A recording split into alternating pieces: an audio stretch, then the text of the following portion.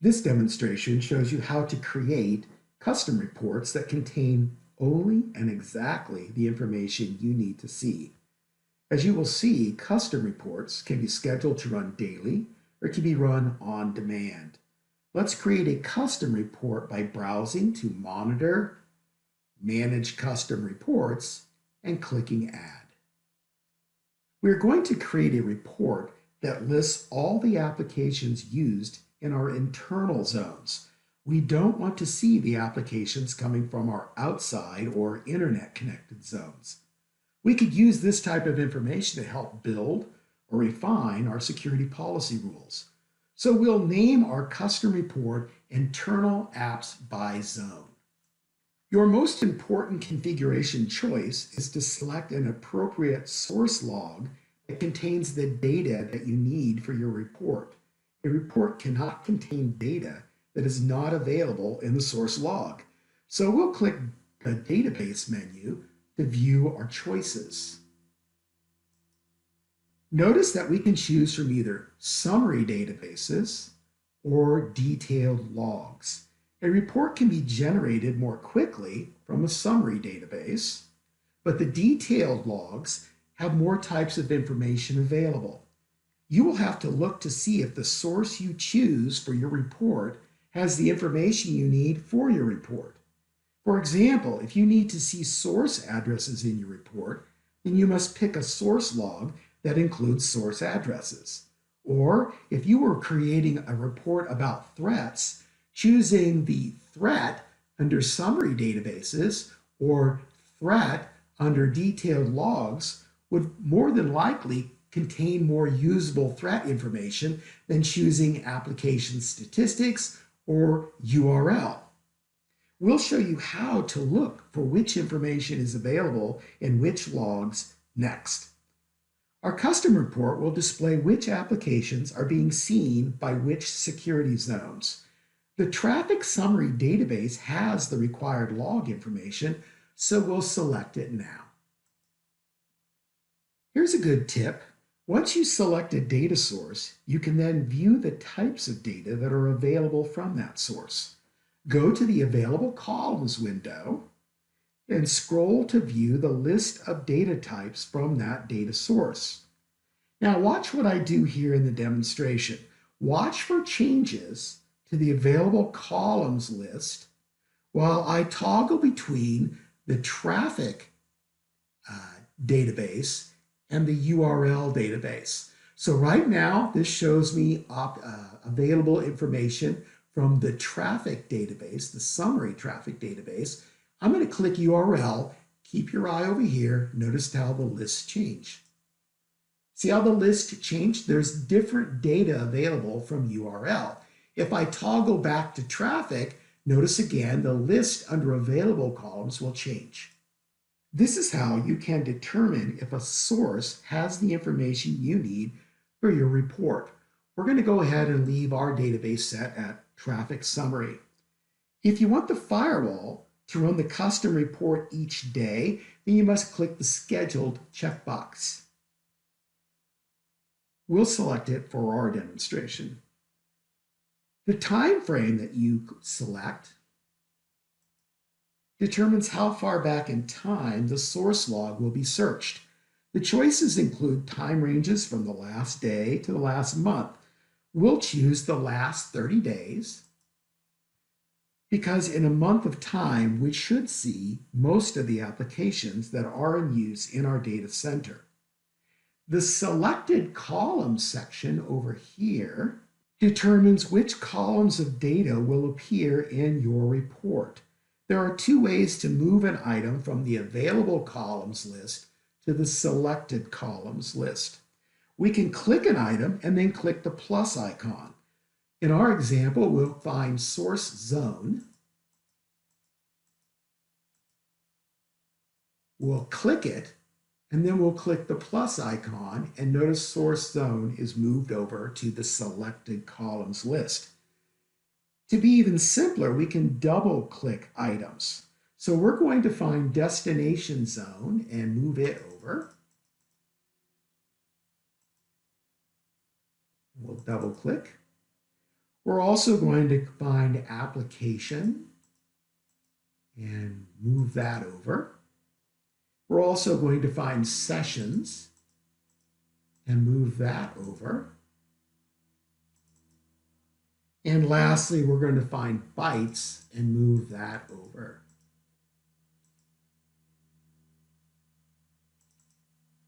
The result will be that our custom report is going to have 5 columns of information: a source zone column, a destination zone column, an application column, a sessions column, and a bytes column. And they will appear in that order in the list. Notice that you can select things on the selected column side and move it to the top, or move it up, or move it down, or move it to the bottom, all to adjust the order in which the columns appear in your custom report. The sort by field determines which column of log data will be used to sort the report entries. In our demonstration, we're going to sort by sessions so that the list of applications will be sorted top to bottom by the number of sessions per application. Our most used applications will be at the top of our application list for each zone in our report. We will also sort by the top 100. Notice there are many choices here.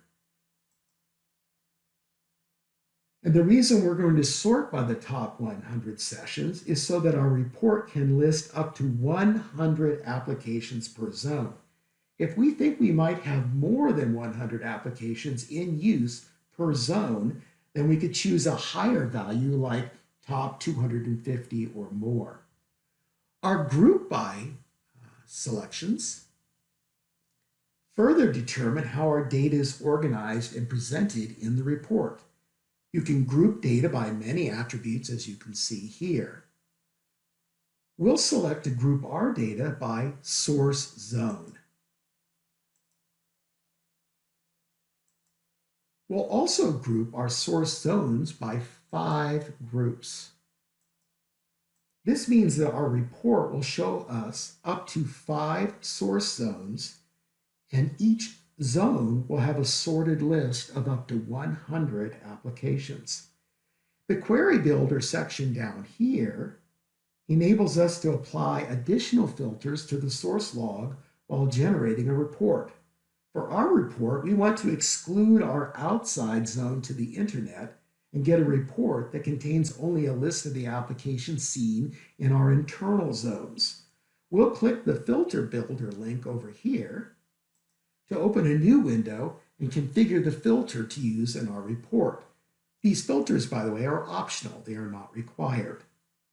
Basic filters have the 3-tuple format of an attribute, an operator, and a value. You can create more complex filters by using the Boolean and or operators to join multiple 3-tuple filters. So I could have an attribute, an operator, and a value, and another attribute, operator, and a value, or another attribute, operator, and a value.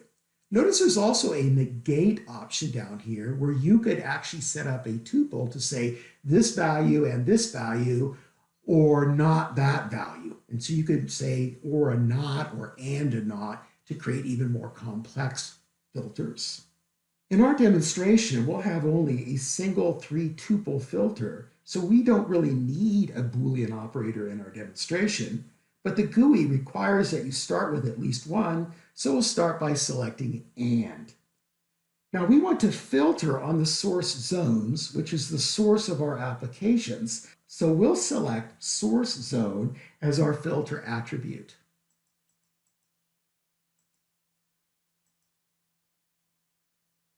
Then we'll select the not equal operator because we want the filter to match anything but our outside zone. Lastly, as our value, we'll type the name of our outside zone, which is actually outside in this environment. To see the filter in progress, we'll click Add. Notice up here we see the filter in progress that's going to be applied to our report. At this point, our report will show applications from all source zones that are not equal to our outside zone. And this is literally our outside zone to the internet.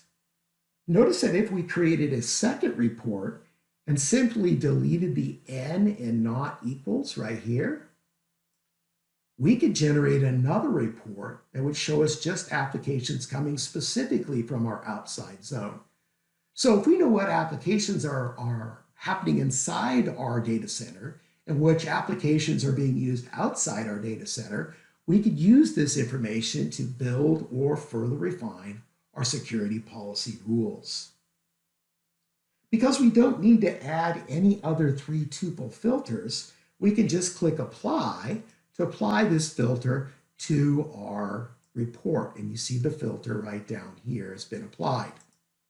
To test our report, to see if it operates as we expect, we can go ahead and click Run Now. The report opens in the window in another tab. We can check the report to see if we got what we expected and needed. So here we see we have a source zone from the inside. That's one of my zones in this environment. And traffic is going from the inside to the outside zone, and that traffic has been identified as Google Base. Okay? And notice it's at the top because it has the most sessions. We sort it by the number of sessions, and it's transferred this many bytes, about 80 megabytes. Now we'll have up to 100 applications listed here because we said we could, have up to 100 apps in our report. And so if we scroll down, this is all from our inside zone to some other zone. Notice we have another internal zone here known as DMZ. And there is FTP traffic going from the DMZ to our inside zone. Not much, it's 9 sessions. It transferred about 86K. There's another entry down here that I don't know how to explain. It just says unknown. The application was identified as not applicable, but notice the firewall never really set up a session for it. It didn't really transfer any bytes, and so the firewall really doesn't even know what that is. So it just listed it as unknown and gave you some random bits of information. But knowing what applications are going from the DMZ to the inside zone, and knowing what applications are going from the inside zone to our other zones, we can build or refine our security policy rules. Now, if you're satisfied with this report, you could just close the Run Now tab and then click OK to save the report. And notice Internal Apps by Zone shows up here in my list. Now, we scheduled this report to run each night, so how would we view it tomorrow? We would view it by browsing to Monitor and Reports. While we don't see it yet, tomorrow we would see a 5th category listed over here. So right now we have an application reports category, a traffic reports category, a threat reports category, and so forth. Tomorrow, after this report has been run overnight, we will see another category added to this list. We will see a custom reports category. And to view your custom report tomorrow, you would click to expand the custom reports category, just like we click to expand traffic reports here. You would find your custom reports in the list beneath the custom reports category. Then you would select that report, whatever it would be, and then click the day you want to see that report. This concludes our demonstration of building and viewing custom reports.